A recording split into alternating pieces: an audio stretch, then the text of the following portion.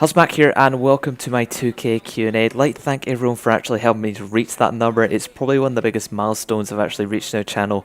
I think the last big milestone was maybe 500 videos or 1,000 subscribers, and that was quite a while ago. I can't even remember when that happened, but reached 2,000 subscribers maybe 2 or 3 weeks ago, and I've just taken the time to gather questions together, let people ask me questions and stuff like that. So I've got 11 questions here to answer, so I'm going to try and go through them as quickly as possible, as well as giving good answers for them. So the first question from OJ Gamers, tips on karting and YouTube. Well, I guess this applies to both things, but doing both these things, karting and YouTube, a lot regularly and doing them usefully, you'll gradually improve with both of them. In terms of karting, you want to go to the track as much as possible and put in useful practice or race as much as possible.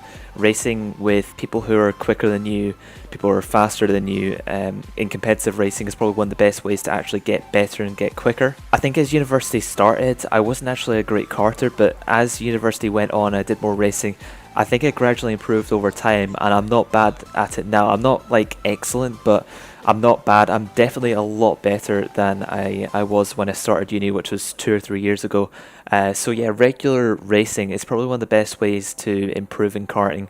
I'm not going to go into like the specifics unless you really want me to do for a video, like in terms of how to improve for karting, because that can get quite complex. But yeah, I think even if you go to the circuit and it's pouring down outside and the track is soaking wet and you're going to get soaked, I think that's good practice to go out and do. You're going to have to race during the wet at some point, and any practice is good practice really. If it's dry, if it's wet, if there are a lot of people on the track, if there's no one on the track, you want to do it regularly. You don't want to have like a 3-month break between karting, because you'll gradually become rusty and then you'll have to relearn everything. So doing it regularly, maybe twice or 3 times a month, is a good way to get a lot better. In terms of YouTube, I guess uploading consistently, you will gradually improve as well. Don't take like 3-month long breaks, because you'll, as with karting, you'll just get rusty and you'll slip up on making videos. So uploading consistently, that's probably one of the best ways to improve on YouTube. Also branding, you want to have a good brand to build yourself around. If you've got a bad name, if you've got numbers in your name, you really don't want to have that, because it sort of puts people off your channel. Having a catchy name, having a name which sounds good, is a good way to sort of appeal to people who want to watch your videos. So for YouTube, you want to have good branding, you don't want to have numbers in your name, and you want to have a good name as well, and upload consistently. That's probably one of the best ways to improve in YouTube. The next question from MK3424, more news about the Ayrton Senna series. That is the RFactor Ayrton Senna career.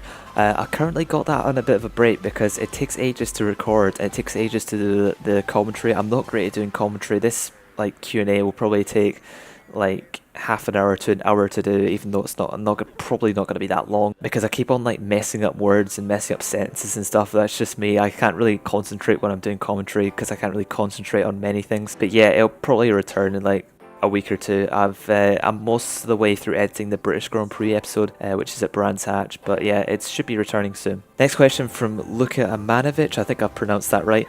What's your favourite F1 season ever? Congrats on 2k subs. Thanks for the congratulations. Best F1 season ever, probably 2012. Like, I think it had everything, like unpredictable races, the championship went down to the final race. It was just exciting, 7 different winners in the first 7 races. The broadcasting from BBC was excellent as well.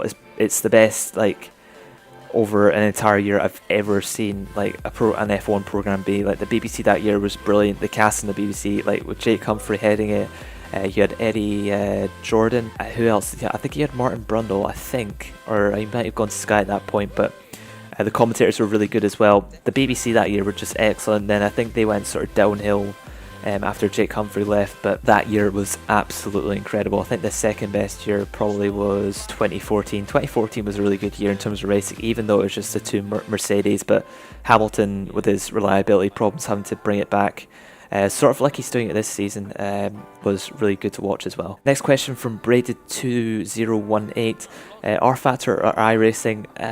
I think iRacing is a better game, but RFactor I personally enjoy because there's more mods available for it. But I think iRacing is a solid sim. I might get back to it in September, but yeah, iRacing just didn't really appeal to me because people really took it too seriously. RFactor's a bit more lenient in terms of things, and I just enjoy racing on it a bit more. Next question, League Racing on F1 2016. What do you think of the racing in the current Nebula season? That's the RFactor season. And congrats for your 2,000 subs, and hope you'll get more from Ellis Bezuita. I think I'm going to be doing League Racing in Nebula. I didn't do League Racing in 2015 because the game, like, we didn't have League Racing in that because online was just that messed up. Like, the game was an absolute mess when it launched, and we just decided not to League Race in it. We went back to 2013, 2014. Yeah, 2015 was one of the worst racing. Actually, yeah, it is the worst racing game I've ever played. It's just a terrible, terrible game. There's nothing in it really, and online didn't work. The career was simple, and it was just terrible. Yeah, League Racing on F1 2016. I'll be doing that in Nebula. I'm probably doing it in Nebula, depending on the day. But the online is pretty good. There's hardly any lag, and the collisions are just a bit glitchy in terms of, like, if you tap someone, you're going to spin. They're just, it seems that there's no weight to the cars at all. You can't really bang wheels without spinning either, so it's a bit dodgy in terms of the collisions. But yeah, I'll probably be doing League Racing in F1 2016. The current Nebula season, I think as I'm recording this, it's actually a few hours until the Belgian Grand Prix, so it's coming to an end. I think it's round 12 out of 16. I kind of want it to get it over and done with because it's dragging on a bit. I'm getting to the point where I don't really want to practice. I don't really want to race in it because it's just such a long season. I think so far the racing's actually been really fun. It's a good challenge to race people like competitively like that. It's not like FSR, which is like overly serious. You don't have to put a setup. I just enjoy sort of racing in it. I'm not sure about next season because we're going to RFactor 2, and it might. I don't know, we're going to not full setups, but we're going to open setups, so I'm not sure if the racing is going to be better or worse in that. But yeah, the racing in current Nebula seasons has been pretty good so far. There's been like a few races where the racing's just been shit really, like Germany. I think the racing standards were just dreadful, but apart from that, the racing has overall been pretty good. Next question from Colneth Gaming. What video have you made that you're most proud of, and why? Also congrats for 2,000 subs, keep up the great work. Most proud of probably the end of year highlights. I really enjoyed making that. It just took so much time to actually make, and I think it turned out really well. I think the video looked really well. The music also went really well with the video, and it just everything went well with the video, and I really enjoyed making it as well. The vlog I did for the 24-hour karting race was also really good. That might be up there with one of the best videos I've made, because that turned out really well. And the amount of filming that had to go into it, I had to record so much over the weekend, and I was just exhausted on Sunday to actually record anything.